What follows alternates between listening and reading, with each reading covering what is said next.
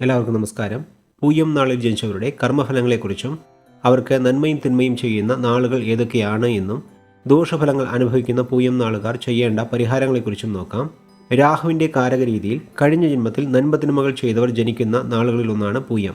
അതുകൊണ്ട് പൂയം നാളുകാർക്ക് അവരുടെ കർമ്മഫലങ്ങൾക്കനുസരിച്ച് നന്മയും തിന്മയും ചെയ്യുന്നത് രാഹു നക്ഷത്രാധിപനായ തിരുവാതിര, ചോതി, ചതയം എന്നീ നാളുകളിൽ ജനിച്ചവരാണ്. അതായത് രാഹുവിന് പല കാരകങ്ങളുമുണ്ട്. അതിൽ ഏതെങ്കിലും ഒരു കാരകരീതിയിൽ കഴിഞ്ഞ ജന്മത്തിൽ മറ്റുള്ളവർക്ക് ദോഷം ചെയ്യുന്ന രീതിയിൽ പ്രവർത്തിച്ചിട്ടുള്ളവർ ഈ ജന്മത്തിൽ പൂയം പോലെയുള്ള രാഹുവിൻ്റെ കർമ്മദോഷമുള്ള നാളിൽ ജനിക്കുകയും തിരുവാതിര, ചോതി, ചതയം എന്നീ നാളുകളിൽ ജനിച്ചവർ അവരോട് അതേ രീതിയിൽ പെരുമാറുന്നതുമാണ്.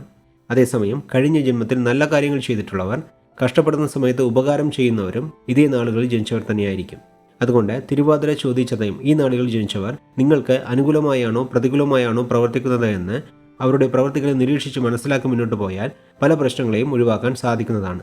പൂയം നാളിൽ ജനിച്ചവർ ദോഷഫലങ്ങൾ കുറയാനായി കർക്കിടക മാസത്തിലെ കറുത്തവാവിന് പിതൃക്കൾക്ക് തർപ്പണം ചെയ്യുന്നതും വിദേശത്ത് ജോലിക്ക് ശ്രമിക്കുന്നവർക്ക് നിങ്ങളാൽ കഴിയുന്ന സഹായങ്ങൾ ചെയ്യുന്നത് പോലെയുള്ള കാര്യങ്ങൾ ചെയ്താൽ നിങ്ങളുടെ ദോഷഫലങ്ങൾ വളരെയധികം കുറയുന്നതാണ് എന്ന് പറഞ്ഞുകൊണ്ട് പൂയം നാളിൽ ജനിച്ചവരുടെ കർമ്മഫലങ്ങളെക്കുറിച്ചുള്ള ഈ വീഡിയോ ഇവിടെ നിർത്തുന്നു.